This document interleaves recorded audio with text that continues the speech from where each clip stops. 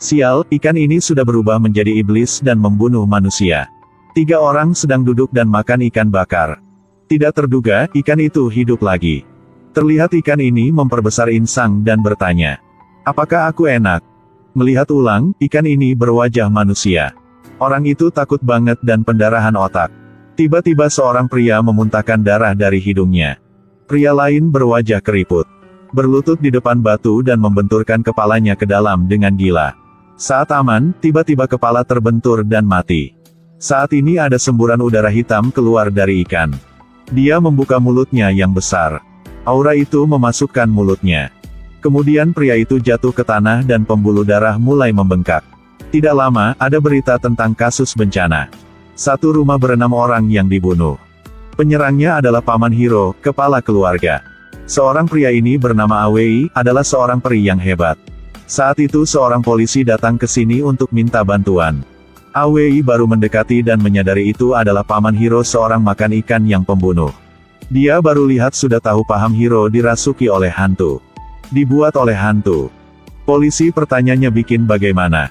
Dia dengan serius mengatakan, "Gorengnya. Goreng ikan kan?" Setengah malam, dia membawa Paman Hiro ke gudang yang ditinggalkan. Kemudian letakkan ikan ke meja. Bawahan-bawahan melantunkan mantra di sekitar Paman Hiro. Kompas juga mulai bergeser dengan aneh. Awei mulai melantunkan mantra. Silakan harimau hitam datang. Melepas ikatan dan membunuh hantu iblis.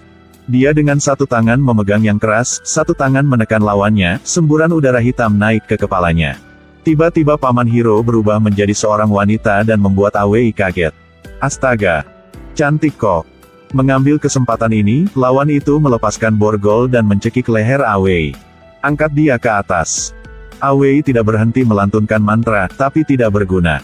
Bawahan-bawahan mendengar tindakan itu segera bergegas ke dalam. Semua orang bekerja sama akhirnya juga dikendalikan Paman Hiro. Saat ini Paman Hiro angkat kepala dan memuntahkan semburan udara hitam. Semburan udara hitam berkumpul di setengah udara lalu terbang kemana-mana. Melihat seperti akan masuk ke tubuh para bawahan. Saat darutan, Awei muncul keluarkan senjata ajaib untuk menangkap semburan udara hitam. Kemudian beri ke tubuh ikan. Ikan itu bergerak beberapa kali lalu masih tetap diam. Awei bersiap panci untuk goreng ikan makan. Goreng sampai kedua sisi berwarna keemasan.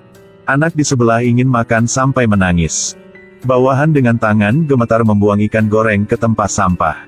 Tapi terlihat oleh 2 bocah nakal. Bin-bin dengan penasaran mengambil ikan goreng yang harum. Tiba-tiba mata ikan bergerak. 2 bocah ini dengan takut jatuh ke tanah. Ikan ini memutahkan air warna hitam. Seekor in keluar. Bin-bin yang pantas mati masukkan ikan itu ke toples dan bawa pulang. Kali ini dihabiskan semuanya. Sejak itu rumah Bin-bin terjadi banyak masalah yang aneh. Ibunya dirasuki hantu. Bin-bin terbangun dari mimpi buruk.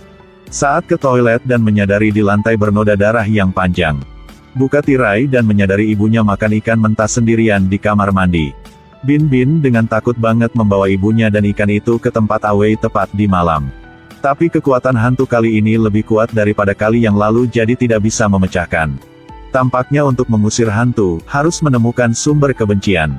Menurut petunjuk, Awei menemukan ke pengasuh yang dulu bekerja di rumah Paman Hiro dan mengetahui semuanya. Ternyata Paman Hiro pernah punya putra yang lahir penuh dengan sisik ikan. Paman Hiro karena malu jadi terkunci putranya ke ruang gelap.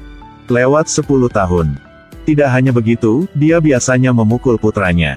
Dia sangat kuat hari itu, dia secara tidak sengaja memukul putranya kandung sampai mati. Agar tidak ketahuan, Paman Hiro memasukkannya ke dalam koper dan membawanya ke belakang gunung untuk dikubur. Tapi tidak terduga, kebencian anak malang ini tidak mencair. Berubah menjadi iblis dan masukkan ikan. Kemudian dimancing oleh Paman Hiro dan makan daging. Putranya membawa kebencian masukkan ayahnya. Gunakan tangan ayahnya kandung untuk membunuh ibunya kandung dan saudaranya kandung. Jadi begitu, 2 orang ini mengemudi ke gunung yang dalam. Sebelum masuk gunung, Awei memberi Bin-bin sebuah jimat. Dan menyuruhnya untuk tidak menjauhinya. Awei menggali sebuah koper tua. Dalamnya adalah putra yang malang paham Hiro. Saya ingin berlatih super transendensi untuk jiwa.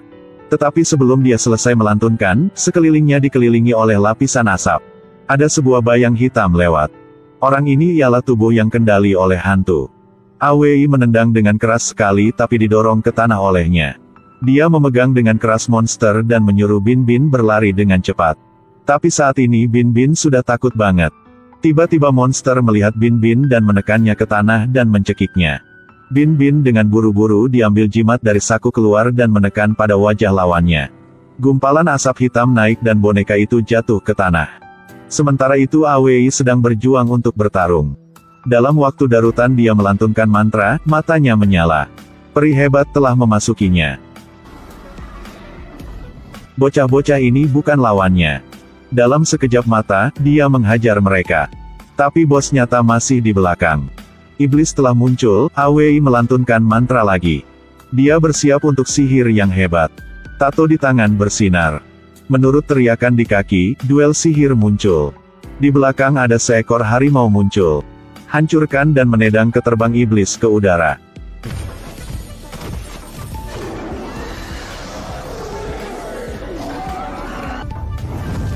Akhirnya, kejahatan tidak bisa menang. Iblis telah melebur menjadi asap. Film ini terakhir di sini.